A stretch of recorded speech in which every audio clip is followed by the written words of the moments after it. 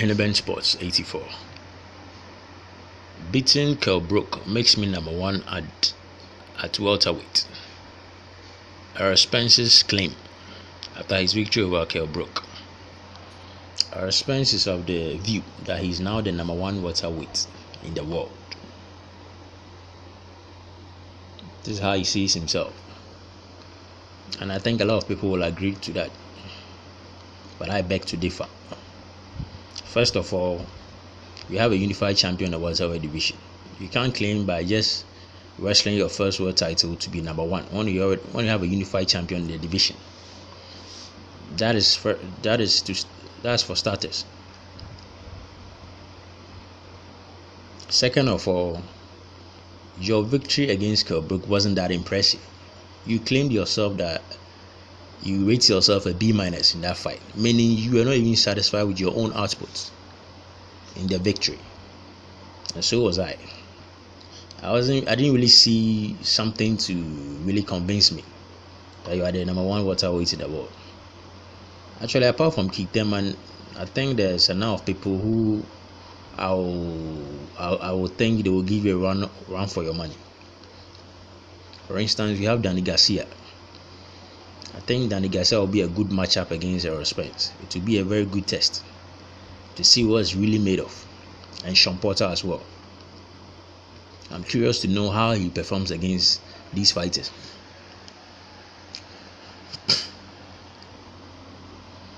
I'm curious to know how he performs against these fighters,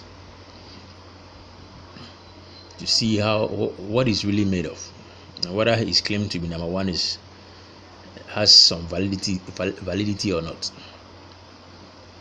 But even let's get into the fight against Kell Brook. The fight itself, Errol Spence was getting outboxed by Kell Brook for the entire first part of the fight. In the earlier rounds, he was getting outboxed by Kell Brook. Kell Brook actually showed that he had superior boxing skills than Errol Spence. He was outboxing Errol Spence. And for some reason, at the later part of the fight, Kell Brook he seems to not have it anymore. He seems he couldn't. It's like he's lost a spark.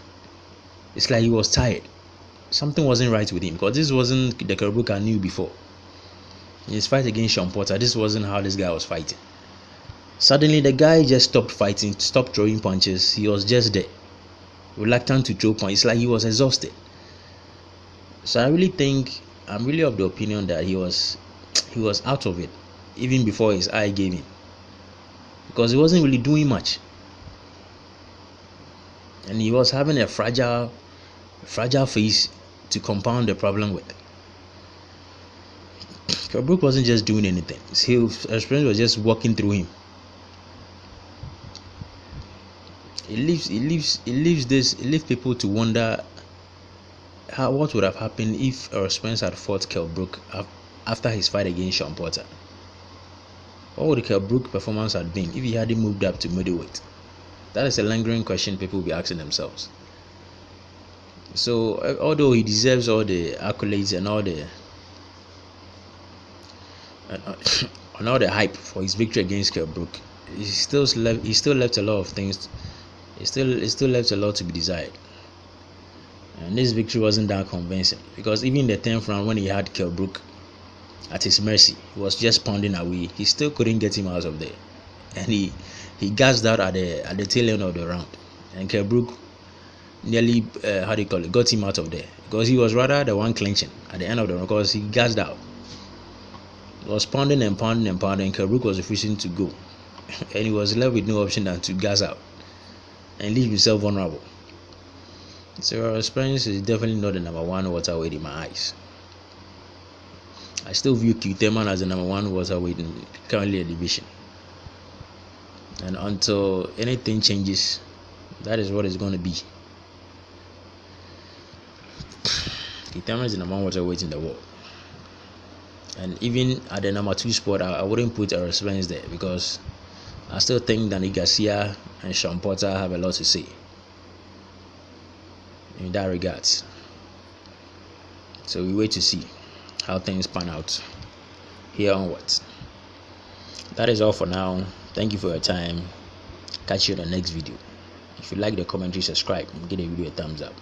I make commentaries like this every other day. Bye for now.